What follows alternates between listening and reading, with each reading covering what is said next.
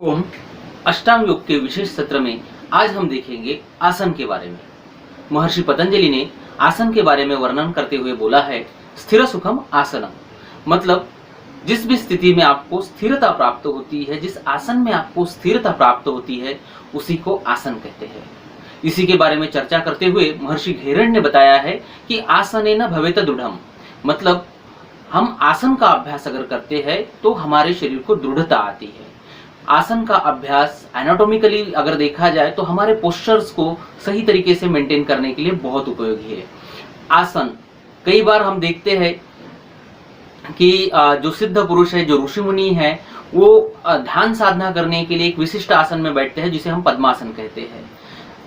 हठयोग प्रदीपिका में भी 4 मुख्य आसन में पद्मासन, सिद्धासन, भद्रासन, इन आसनों को मुख्य आसन माना है। तो ये जो आसन है एक स्थिति है जिसमें हम शांत बैठ के स्थिर बैठ सकते हैं और स्थिरता पूर्वक, अगर उस स्थिति में हम स्थिरता पूर्वक कंटिन्यूअसली लंबे समय तक बैठते हैं तो उसका लाभ हमारे शरीर को होता है। उसके पश्चात अगर देखा जाए तो हठयोग प्रदीपिका में 15 आसन स्वामी स्वात्माराम ने बताए हैं। अगर घेरण संहिता में जाते हैं तो 32 आसन बताए हैं। हठ रत्नावली में श्रीनिवास द्वारा लिखी हुई हठ रत्नावली देखते हैं तो उसमें 84 आसनों के नाम बताए हैं। और आज एडवांस स्थिति में अगर देखते हैं तो दिन ब दिन आसनों की संख्या बढ़ती जा रही है और हमारे जो पोस्चर्स है उसको और एडवांस किए जा रहे हैं। आसनों का अभ्यास करते समय हमारी शरीर की लवचिकता बढ़ती है, हमारे शरीर की फ्लेक्सिबिलिटी बढ़ती है और यही हमें हमारी बॉडी का एक परफेक्ट शेप मेंटेन करने के लिए मदद करता है।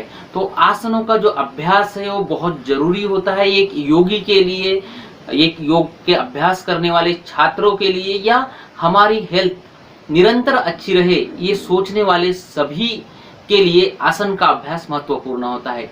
इसीलिए आसन का अभ्यास हर किसी ने करना चाहिए।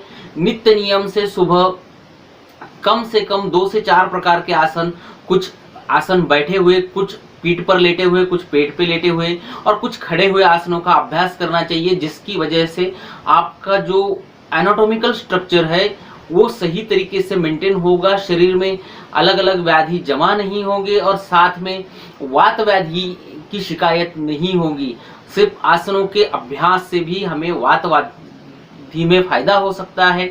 इसलिए मेरा ये कहना है कि महर्षि पतंजलि द्वारा बताए गए आसन जो है उसका अभ्यास आपको निरंतर करना है। और योग के क्षेत्र में हम जब रहते हैं तो पहले मैंने आपको यम के बारे में जानकारी बताई, फिर नियम बताए और अब तीसरा जो महत्वपूर्ण टप्पा है वो है आसन। तो आसनों का अभ्यास आप सभी के लिए महत्वपूर्ण है। तो अष्टांग योग में तीसरी जो स्टेप्स है वो आसन है। और स्थिर सुखम आसन मतलब कोई भी आसन में आप स्थिरता पूर्वक, आपकी बॉडी में कोई वाइब्रेशंस नहीं होने चाहिए, कोई खिंचाव नहीं होना चाहिए, कोई तनाव नहीं होना चाहिए। ऐसी कंडीशन में अगर आप बैठते हैं तो वो आसन है।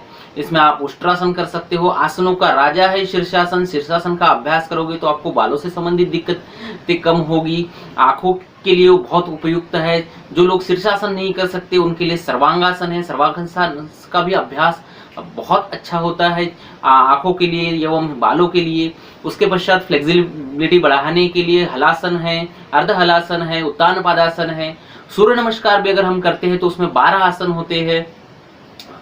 वैसे तो 7 आसन होते हैं, 5 आसन उसमें रिपीट होते हैं, इसलिए उसको 12 जो पोज है वो भी एक आसनों का समुच्चय है। अगर आपके पास समय नहीं है, कम समय है, तो कम समय में अगर आपको एक अच्छी एक्सरसाइज शरीर को देनी है तो आप सूर्य नमस्कार का अभ्यास कर सकते हैं। मतलब आप कहीं ना कहीं आसनों का अगर अभ्यास करते हैं तो आपका शरीर सुदृढ़ रह सकता है।